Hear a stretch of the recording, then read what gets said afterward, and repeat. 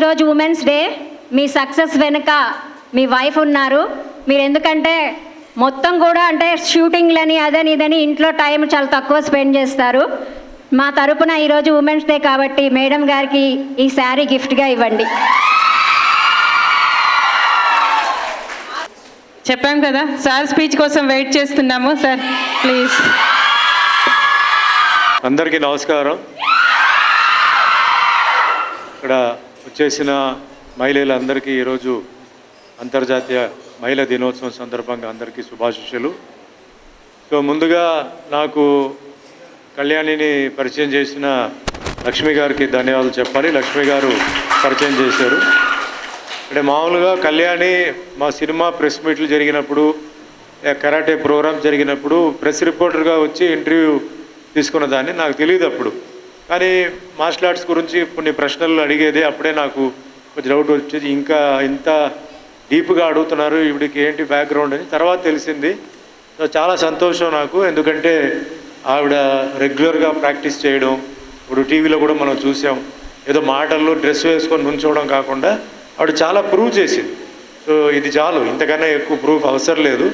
కానీ ఒక మహిళగా ఆవిడ ఏంటంటే ఇంత కష్టపడి ఒక సైడ్లో ప్రొఫెషన్, ఒక సైడ్లో ప్రాబ్లమ్స్ అన్నీ పెట్టుకొని ఆవిడ చేస్తూ అంటే మార్షల్ ఆర్ట్ని కరాటేని ముందుకు తీసుకున్నందుకు మనస్ఫూర్తిగా ధన్యవాదాలు చెప్తున్నాను. అండ్ ఈరోజు ఈ క్యాంపస్కి వచ్చాను. సో ప్రిన్సిపల్ గారికి, ఇక్కడ వచ్చేసిన మెయిన్ కమిటీ వాళ్ళు, మేడం అందరికీ ధన్యవాదాలు. కళ్యాణికి ఒక చోటు ఇచ్చి, అఫ్కోర్స్ ఆవిడ ఫ్రీగా నేర్పిస్తుంది. సో ఆవిడ అంటే ఈ క్లాస్ జరగడానికి మంచి ఒక లొకేషన్ ఇచ్చారు. సో చాలా థ్యాంక్స్ అండి. చాలా విషయాలు మాట్లాడాలి కానీ నాకు టైం లేదు. ఒక పెళ్ళి ఇప్పుడు ఆగి ఉంది, నేను వెళ్ళాలి ఆ పెళ్ళికి వెళ్ళాలి నేను. సో ఈరోజు ముఖ్యంగా అండి మహిళా దినోత్సవంగా నేనేం చెప్తానంటే, మన దేశానికి విదేశాలకి చాలా డిఫరెన్సెస్ ఉన్నాయి. విదేశాలకు మేము వెళ్ళినప్పుడు రాత్రి 12, 1 గంటకి 2 గంటలకి మహిళలు ఒంటరిగా తిరుగుతున్నారు. అంటే ఉద్యోగం చేసుకుని నైట్ షిఫ్ట్, ఉద్యోగంకి వెళ్తున్నారు నైట్ షిఫ్ట్, ఇలా రకరకంగా షాప్స్లో అంటే చాలా వాళ్ళు ఫ్రీగా ఉంటున్నారు. ఎందుకంటే అక్కడ చట్టం చాలా స్ట్రాంగ్గా ఉంది, పనిష్మెంట్ చాలా సివియర్గా ఉంది. భారతదేశంలో చాలా డెవలప్మెంట్ జరుగుతుంది కానీ ఈ మహిళల్ని రక్షించడానికి చట్టం ఎప్పుడూ స్ట్రిక్ట్ అవుతుంది. ఒక కేసు జరిగితే సంవత్సరాల పాటు జరుగుతున్నాయి. అదేదో అవుతుందా లేదో తెలియదు, మీరు న్యూస్లో చాలా చూసుంటారు. విక్టిమ్ చనిపోయిన తర్వాత కూడా కేసు జరుగుతూనే ఉంటాయి.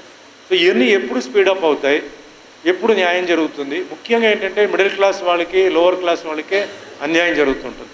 టార్గెట్ కూడా వాళ్ళే అవుతారు. ఎందుకంటే అప్పర్ క్లాస్ పిల్లలు ఎప్పుడు సేఫ్గా ఉంటారు. పొలిటికల్ బ్యాక్గ్రౌండ్ ఉంటుంది, లేకపోతే వేరే బ్యాక్గ్రౌండ్ ఉంటుంది, వాళ్ళ జోలికి ఎవరు వెళ్ళరు. మెయిన్గా అటాక్ అయ్యేది ఎవరంటే మిడిల్ క్లాస్, లోవర్ క్లాస్. ఈ రకరకమైన మెంటాలిటీస్ ఈరోజు ఏంటంటే డ్రగ్స్ తీసుకుంటున్న వాళ్ళు చాలామంది ఏంటంటే ఈ మానభంగం చేయడం, రేప్ చేయడం వాటికి వాళ్ళు వెళ్తున్నారు. సో డ్రగ్స్ గురించి కూడా ప్రాబ్లం జరుగుతుంది, గొడవలు జరుగుతున్నాయి. పోలీసు వాళ్ళ ప్రయత్నాలు చేస్తున్నారు. ఇవన్నీ ఎప్పుడు మారుతాయి? ఏ గవర్నమెంట్, ఏ ముఖ్యమంత్రి చేంజ్ చేస్తారు, ఏ ప్రధానమంత్రి వచ్చి మహిళలను రక్షిస్తారో తెలియదు. డెవలప్మెంట్ జరుగుతుంది, బిల్డింగ్ వచ్చింది, బ్రిడ్జ్ వచ్చింది, ఫ్లైఓవర్ వచ్చింది, అన్నీ వచ్చింది. మహిళలకు రక్షణ ఎప్పుడు? మహిళలు ఎప్పుడు అడుగుతారు, మహిళలు ఎప్పుడు గట్టిగా దీని గురించి మాట్లాడతారు నాకు తెలియదు. నాకు ఎలక్షన్స్ జరుగుతున్నాయి, మీకు అవకాశాలు వస్తున్నాయి, మీరు మీ వాళ్ళని గెలిపిస్తున్నారు. అంటే మనం ఒకరే సేఫ్గా ఉంటే చాలా, పక్క ఇంటి వాళ్ళు, ఎదురింటి వాళ్ళు, వెనకింటి వాళ్ళు సేఫ్గా ఉండొద్దా? కొందరికి ఏంటంటే వాళ్ళకి చదువు లేదు కాబట్టి వాళ్ళు మాట్లాడలేకపోతున్నారు. క్యాస్ట్ ఫీలింగ్ ఒకటి ఉంది, దానివల్ల అడ్డంగా క్యాస్ట్తో వాళ్ళు ముందుకు వెళ్ళలేకపోతున్నారు. ఇవన్నీ ఎప్పుడు క్లియర్ అవుతాయి? పొలిటికల్గా చాలా చేంజెస్ వస్తున్నాయి. ఎప్పుడు పొలిటికల్ గురించి నేను మాట్లాడుతుంటాను. నేను పాలిటిక్స్లో లేను, నేను సపోర్ట్ చేస్తున్నాను. నా మిత్రులు మంచివాళ్ళు అనిపిస్తే నేను సపోర్ట్ చేస్తున్నాను. పొలిటికల్లో మార్పు రావాలి. మహిళ అనేది ఒక ముఖ్య స్థానం. ఇప్పుడు ఈరోజు ప్రెసిడెంట్ ఆఫ్ ఇండియా మహిళ ఉంది, బాగానే ఉంది. Next prime minister, deputy prime minister ఉండాలి. సౌత్కి, ఈస్ట్కి, వెస్ట్కి, నార్త్కి, వాటిలో కనీసం 4 2 అయినా మహిళలు డిప్యూటీ ప్రైమ్ మినిస్టర్ ఉండాలి. అలాగే ముఖ్యమంత్రి దాంట్లో కూడా రోల్ ఛాన్స్ ఇవ్వాలి. ఇప్పుడు ఎమ్మెల్యేగా ఉంటున్నారు, ఎంపీగా ఉంటున్నారు, రాజ్యసభగా ఉంటున్నారు, కార్పొరేటర్గా ఉంటున్నారు, మిగతా ఉంటున్నారు. ముఖ్యమంత్రి దాంట్లో కూడా ఒక ఛాన్స్ ఇవ్వాలి. ఒక ముఖ్యమంత్రికి 4 డిప్యూటీ సీఎంని పెట్టుకుంటే వాటిలో 2 మహిళా డిప్యూటీ సీఎంని పెట్టండి, వేరే క్యాస్టులు పెట్టండి, అన్ని ఈక్వల్ చేయండి, రొటేషన్ పెట్టండి. ఒకసారి వచ్చిన క్యాస్ట్ మళ్ళీ ఒక గ్యాప్ ఇచ్చి రావాలి. ఇవన్నీ ఇంటర్ కనెక్టెడ్గా ఉందండి. ఇది ఎప్పుడు మారుతుంది, ఎప్పుడు చేంజ్ వస్తుంది తెలియదు. అన్ని క్యాస్ట్లు హ్యాపీగా ఉండాలి, అన్ని కమ్యూనిటీలు హ్యాపీగా ఉండాలి, BC SC ST minorities forward ఎప్పుడు ఉంటారు తెలియదు. దానివల్ల చాలా గొడవలు జరుగుతున్నాయి, మహిళల్లో కూడా చాలా గొడవలు జరుగుతున్నాయి.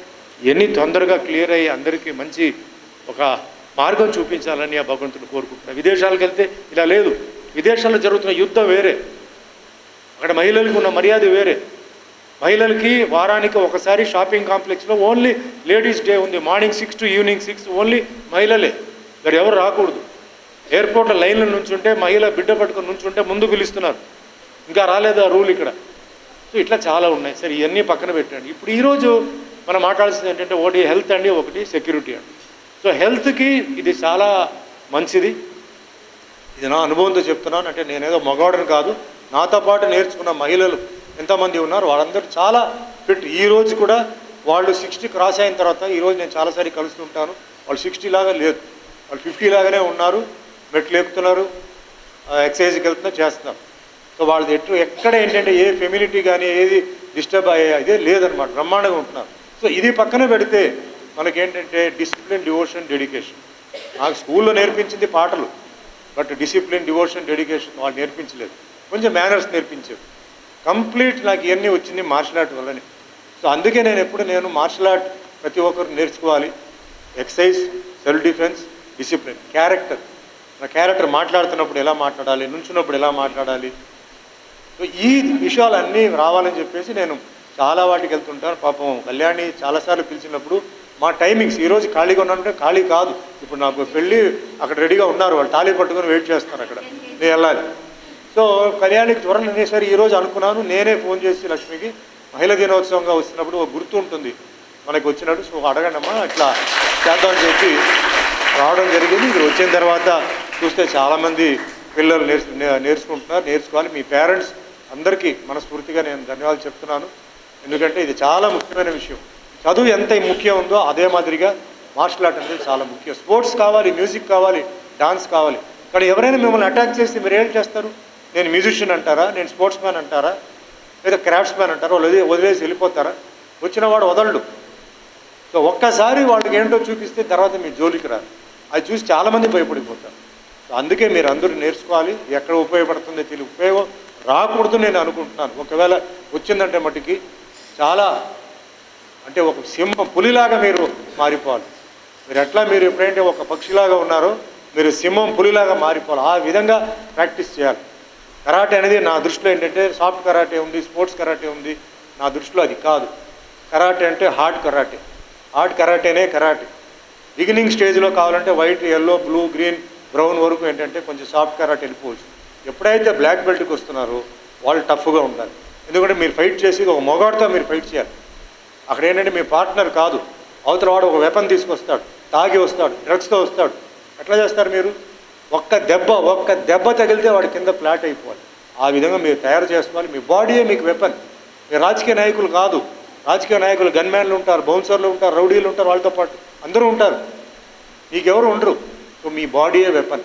మీ బాడీని ఆ విధంగా మీ బాడీలో ఎక్కడో ఒక పార్ట్ చాలా గట్టిగా ఉంటుంది. దాన్ని కరెక్ట్గా దాన్ని ప్రాక్టీస్ చేసి దాన్ని మీరు హార్డ్గా చేయండి, వెపన్గా పెట్టుకోండి. మంచి మీకు రిఫ్లెక్సెస్ చాలా బాగుంటాయి. మీ డిసిప్లిన్ మారిపోతుంది, మీకు టెంపర్ తగ్గుతుంది, మీ హెల్త్ ముఖ్యంగా. దీంట్లో నాకు వచ్చిన అనుభవం ఏంటంటే బ్లడ్ ప్రెషర్, డయాబెటీస్ దీంట్లో కంట్రోల్కి వస్తుంది, 100% వస్తుంది. మిగతా అన్ని ప్రాబ్లమ్స్ కూడా క్లియర్ అవుతాయి. ఏజ్ గ్రూప్ దీనికి ఏమి లేదు, ఏజ్కి తగ్గ వాళ్ళు నేర్పిస్తారు. ప్రతి ఒక్కరికి ఒక స్పోర్ట్ కావాలి. ఆ స్పోర్ట్ బదులు ఇది నేర్చుకోమంటున్నారు. స్పోర్ట్ నేర్చుకున్నట్టు ఉంటుంది, ఎక్సర్సైజ్ చేసినట్టు ఉంటుంది, ప్లస్ మీకు సెల్ఫ్ డిఫెన్స్ ఉంటుంది. సో ఆ విధంగా ఈరోజు మహిళా దినోత్సవం సందర్భంగా అందరూ ముందుకెళ్ళాలి. ముఖ్యంగా ఇందాక కళ్యాణి మా మిస్సెస్ అని చెప్పింది. మా మిస్సెస్కి ముందు మా అమ్మగారు, జన్మనిచ్చిన మా తల్లి, ఆవిడ ఫస్ట్ లేడీ. దాని తర్వాత మా అమ్మగారు ఒక కాలేజ్ ప్రిన్సిపల్. సో చాలా బిజీగా కాలేజీకి వెళ్తున్నప్పుడు నన్ను చూసింది మా అమ్మమ్మ, అంటే వాళ్ళ మదర్. దాని తర్వాత మా మిస్సెస్ వచ్చింది. మా మిస్సెస్ వచ్చిన తర్వాత నా పాప వచ్చింది. నా పాప కూడా ఆవిడ ఇజ్రాయెల్ మార్షల్ ఆర్ట్ క్రాబో మేఘో అని చెప్పి దాంట్లో ఆవిడ బెల్ట్ తీసుకుంది. భరతనాట్యం డాన్సర్ ఆవిడ. సో వీళ్ళందరూ ఉండబట్టే నాకేంటంటే నా కెరియర్ కానీ నేను కానీ కొంచెం మైండ్ పీస్ఫుల్గా డిసిప్లిన్కి వెళ్తున్నా. వాళ్ళందరికీ ధన్యవాదాలు. అలాగే అత్తగారు కూడా ఏంటంటే మంచి నాకు ఇచ్చారు. అలాగే కాన్వెంట్లో నాకు నేర్పించిన సిస్టర్ సెలీన్ చెప్పి చిన్నప్పుడు నాకు అన్నీ నేర్పించింది అనమాట. నేను ఈరోజు ఒక ఇంగ్లీష్ మాట్లాడుతానంటే ఆ కాన్వెంట్ ఇంగ్లీష్. సో వీళ్ళని ముందు నేను మర్చిపోలేను. అలాగే మా గురువులు, మా స్కూల్లో ఉంటున్న మా టీచర్స్, కాలేజ్ టీచర్స్, మా కరాటే గురువులు, వీళ్ళంతా అంటే కరాటే గురువులు ఎందుకు చెప్తానంటే ఒక లేడీ మాస్టర్ దగ్గర కూడా నేను నేర్చుకున్నాను టెంపరీగా. సో ఆ విధంగా అందరికీ ఈరోజు మహిళా దినోత్సవం సందర్భంగా మహిళలు అందరినీ గౌరవించి వాళ్ళకి మర్యాద ఇస్తే ఏదో ఈ ఒక్కరోజు ఏదో మాట్లాడి దాని తర్వాత వాళ్ళని మర్చిపోకుండా ప్రతి ఒక్కరికి నేను చెప్పేది ఏంటంటే ప్రతిరోజు మీరు మహిళా దినోత్సవంగా మీరు అనుకోండి. మీ ఇంట్లో మీ తల్లి, మీ చెల్లి, మీ అక్క, మీ పెళ్ళ, మీ కూతురు, మీ మనవరాలు, వీళ్ళందరూ మహిళలే. వాళ్ళని ఎట్లా మీరు చూస్తున్నారో ఇతర మహిళలు కూడా ఆ విధంగానే చూసుకొని గౌరవిస్తూ మర్యాద ఇస్తూ, సొసైటీలో ఎవడైనా తాగి ఎవడైనా వచ్చి మహిళల్ని మీద చేయవేయడం కానీ మహిళల్ని ఏదైనా ఎక్కిరిస్తే అలా నుంచొని తమాషా చూడడం కాకుండా మీ ఫ్యామిలీ కూడా మీరు అలా జరుగుతుంది అనుకొని ముందుకు వచ్చేసి మీరు ఏదో ఒకటి చేసి వాళ్ళని ఆపాలి. అంతేగాని మాకేంటి అవసరం, మా ఫ్యామిలీ కదా అంటే రేపు మీ ఫ్యామిలీ కూడా అలాగే ఉంటుంది. అప్పుడు ఎవడో నుంచొని అలా నుంచుంటే మీకు ఎట్లా ఉంటుంది? దయచేసి భారతదేశం ఒక wonderful country. So many caste, so many religion, so many communities, so many languages, so many behaviours. ఇది ఓన్లీ ఒక ఇండియాలోనే జరుగుతుంది. మహిళకి ఏంటంటే గౌరవ మర్యాద ఇక్కడ ఉన్నది కల్చర్ వేరే, విదేశాల్లో ఉంటున్న కల్చర్ వేరే.